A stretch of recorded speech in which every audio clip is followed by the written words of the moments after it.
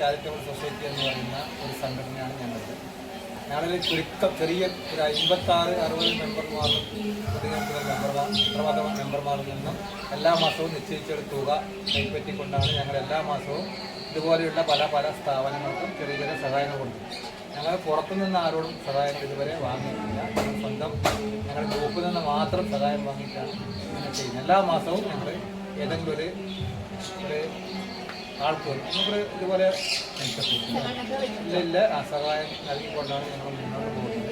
ഒരു വർഷത്തിൽ ഞങ്ങൾക്കൊരു വാർഷികത്തിൻ്റെ ഭാഗമായിട്ട് ഞങ്ങൾ ഇതുപോലെയുള്ള ഏതെങ്കിലും സ്ഥാപനത്തിൽ അവർക്ക് ഒരു ദിവസം ഭക്ഷണം പിന്നെ അവർക്ക് അത്യാവശ്യമില്ല ചില സാധനങ്ങളും കൈമാറുന്നുണ്ട്. അതിൻ്റെ ഭാഗമായിട്ടാണ് ഞങ്ങൾ ഈ വർഷം ഇവിടെ തിരഞ്ഞെടുത്തത്. പിന്നെ അതുപോലെ തന്നെ വാർഷികാഘോഷം 26-ാം തീയതി ഞങ്ങളുടെ വാർഷികാഘോഷം അത് അയമ്പാറയിൽ വെച്ചിട്ടാണ്. അതിൻ്റെ മുന്നോടിയായിട്ടാണ് ഞങ്ങൾ ഇവിടെ വന്നിട്ടുള്ളത്.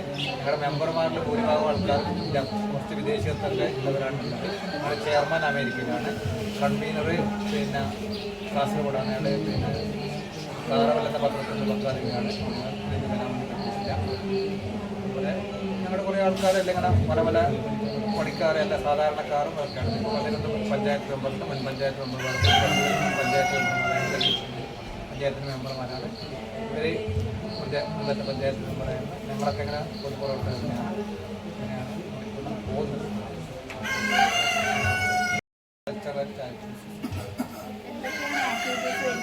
ഞങ്ങൾ ഇതേപോലെ തന്നെ വൃദ്ധനായ കുടുംബങ്ങളെ കിടപ്പുരോഗികൾ ആരെങ്കിലും അവർ എല്ലാ മാസവും സഹായിക്കുക, ഇതെന്നൊക്കെ പ്രധാനപ്പെട്ട. ചില കുട്ടികൾക്കൊക്കെ ഞങ്ങളുടെ വർഷത്തിൽ വിദ്യാഭ്യാസം സ്കൂൾ തുറക്കുന്ന സമയത്ത് നിർദ്ധരായ കുട്ടികൾക്ക് പാഠപുസ്തകങ്ങൾ കാണുന്ന ഒരു വർഷത്തേക്ക് വേണ്ട സഹായം അങ്ങനെയൊക്കെ ചെയ്തു. ഇപ്പോൾ കുട്ടികളെ പഠിപ്പിക്കുന്നുണ്ടോ ഓരോ മാസം?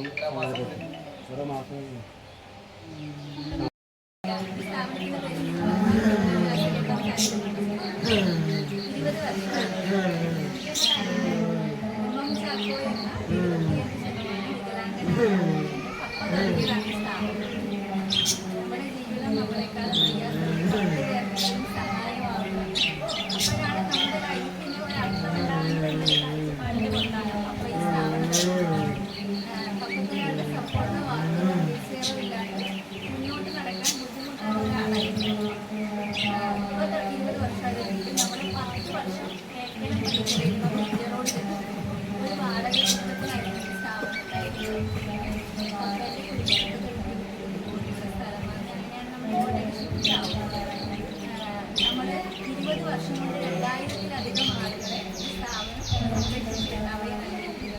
ഇവിടെയുള്ള ഇൻമേറ്റ്സ് എന്ന് പറയുന്നത് ഇവിടെ പൂർണ്ണമായും അനാഥരായവരാണ്. എല്ലാവരും ആരുമില്ലാത്ത അവസ്ഥയിൽ എത്തിപ്പെട്ടവരാണ്. നായ്ക്കളോടൊപ്പം പോകുചാലികളുണ്ടോ ഒക്കെ ജീവിച്ചിരുന്ന ജീവിതത്തിൽ വേദന അനുഭവിക്കുന്ന പ്രയാസം അനുഭവിക്കുന്ന എല്ലാവരെയും ചേർത്ത് പിടിക്കുക, അവർക്ക് നമ്മളെ കൊണ്ടാവുന്ന വിധത്തിൽ പരിചരണം നൽകുക എന്നുള്ള ഒരു ചെറിയ സാമൂഹികമായ ഉത്തരവാദിത്വം നിർവഹിക്കുന്ന ഒരു സ്ഥാപനമാണ് മലബാർ പുനരധിവാസ കേന്ദ്രം എന്ന് പറയുന്ന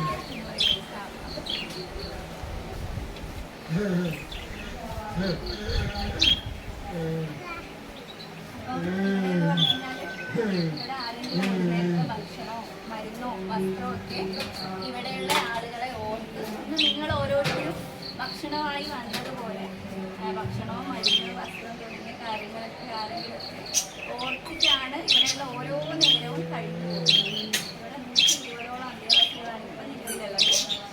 60 സ്ത്രീകളും 60 പുരുഷന്മാരുമാണ് ഇപ്പം ഉള്ളത്.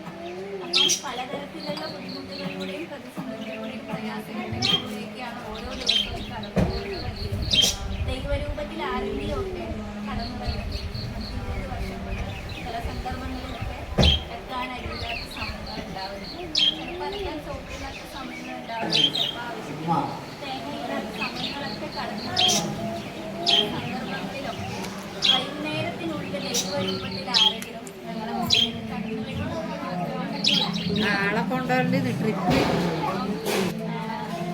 പപ്പയായിരുന്നു ഈ സ്ഥാപനത്തിൻ്റെ എല്ലാം പപ്പയായിരുന്നു 3 വർഷമായി.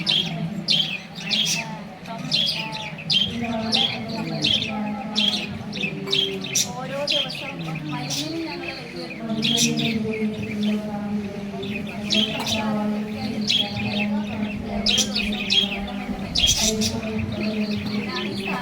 സ്ഥാപനത്തിൽ